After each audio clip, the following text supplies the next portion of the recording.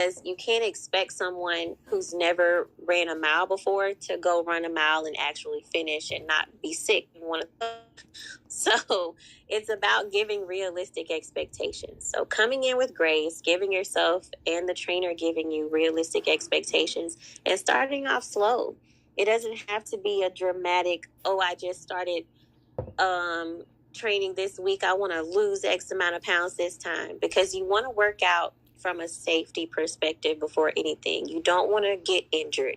You don't want to feel sick. You don't want to pass out. You don't want your blood pressure to get to a certain point. You don't want your sugar levels to drop. So I think just starting out slow would be my recommendation for people who haven't started yet or who are thinking about starting, and give yourself grace. That's very well said. Yeah. Exactly. Don't be too hard on yourself. Mm-hmm. Because then that'll really only make it worse. And you want it to be just like something that you want to do. Exactly. And if you're miserable because you're not reaching your goals and you're being so hard on yourself and being unrealistic, then you're not going to show back up. You're only going to come to one session and be like, I don't want to do this anymore. So you just have to take your time with all of it. Yeah, agreed. And, a part about like setting goals and then, reaching them or, exceeding your own goals that you set for yourself. In terms of that, when, you have people set goals, right? Do you recommend that they set, 2 goals at once, one being like short term, one being long term? Or do you just recommend that they set, one long term at a time, or, just do short term to short term? That's a good question. So my tactic is I allow free goal setting, being that I sit down and have a consultation with everyone. And in that consultation, I just generally ask, what do you want to achieve? So then I break that down. How do you want to look? Is there a specific area of your body that you feel is troublesome, that is the thing that worries you the most? Are you trying to accomplish a specific goal, like being able to run a certain distance in a certain time? So I just let them talk freely. And then I write it all down. And then outside the consultation, I help them come up with a plan that does include short-term goals, but we're looking at the bigger picture. So I look at everything as a step process to get to the goal, right? And even when they get to the goal, maintaining them at that space or increasing. Because someone may get to a level in their strength training phase where they're on a plateau and they're not really making any changes, and now they want to try something different. So we'll start adding in some power moves, or change it up and do some CrossFit stuff. You just have to be cognizant of, is my client happy? Are they feeling accomplished? And there's sometimes that people will set goals, and I'll go back and have a open, honest conversation and say, hey, I don't think that this is realistic right now. I think that we need to rethink this. Because there's just sometimes you can't set certain goals. Not in that moment, maybe futuristically, and also looking at the client's mental state, how they view themselves, what is their actual commitment that they can give to fitness. Because some people have these crazy goals, but they're like, oh, I can only work out like once a week. And then I'm like, well, we're going to have to change this a little bit. So first, we need to figure out your schedule to where you can at least get 30 minutes in 3 to 4 times a week at minimum, even if it's not like a full hour session. So I take each thing individually. So I look at the bigger one, and then I break that apart and say, how can we get each individual one? And then we come up with the time as a last thing. Yeah. Yeah, the 30 minutes 3 to 4 times a week, that's what that's a really good starting point, And I never even, that's weird. I've never even thought about 30 minutes being enough. But I guess for at least for me, I'm just so used to, all of my training sessions for the past I don't even know like 9, 10, like for like 9 to 10 years in a row. I mean, just like every session was either 1 hour minimum, but usually it was 2 hours. Yeah. So, yeah, but 30 minutes, I mean, still, it's like, just getting in there and, starting it. Like, that's really the hardest part that I've noticed. Exactly. And a lot of people, we have busy lives. They're working, they have children, they have husbands and wives, they have other responsibilities. So I say training is for everyone. And so that requires me to be understanding of other people's lives as well. Yes, I can ask this a single mom of 6 to commit to an hour every day, but maybe she doesn't have an hour every day. So I'll be like, okay, you know what?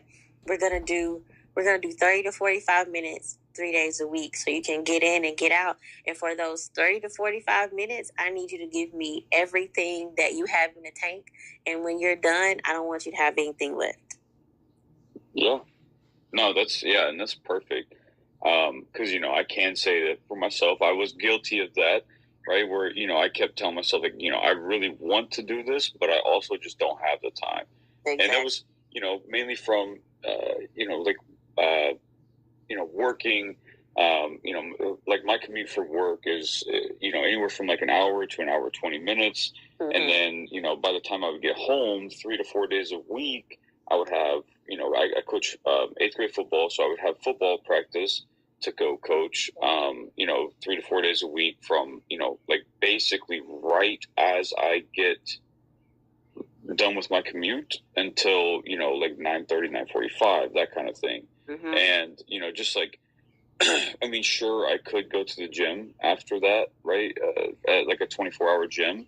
But I mean, like that, like after just such a long day is just like, just already drained, right? And, so instead of like continuing to kind of like make that excuse, I kind of tried to do, work it in while I'm at the football practices where, like if, I'm doing like a competition type drill and, someone loses the rep, right?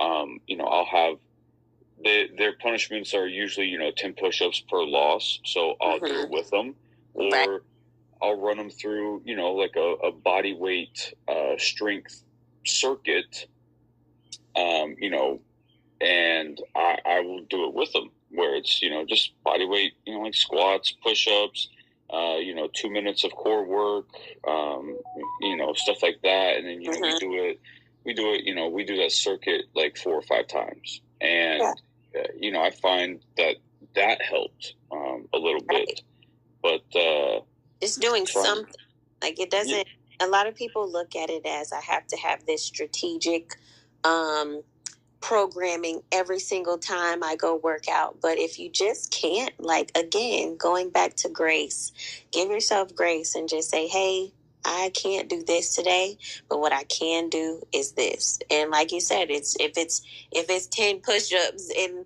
a couple body squats, you did something, you moved your body, you were active, you got your heart rate up.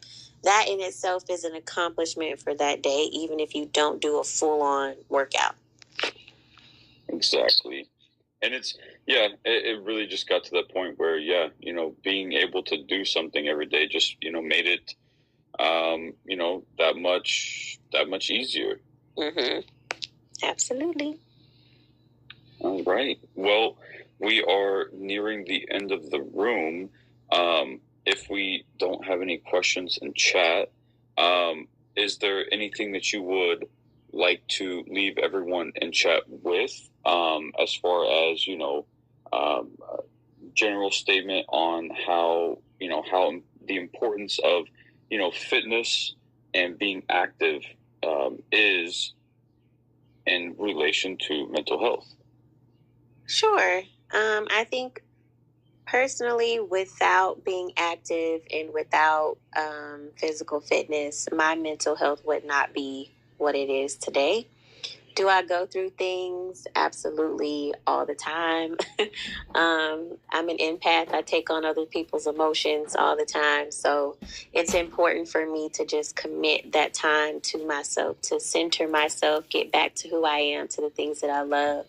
And I think that the gym, or whatever space that you want to call the gym, whether that's a corner in your home that you have designated as your workout zone, should be a safe haven. It should be a place that you feel comfortable. It should be the place that you're able to release tension and stress and anxiety and depression and all of the emotions that we shouldn't hold into our bodies.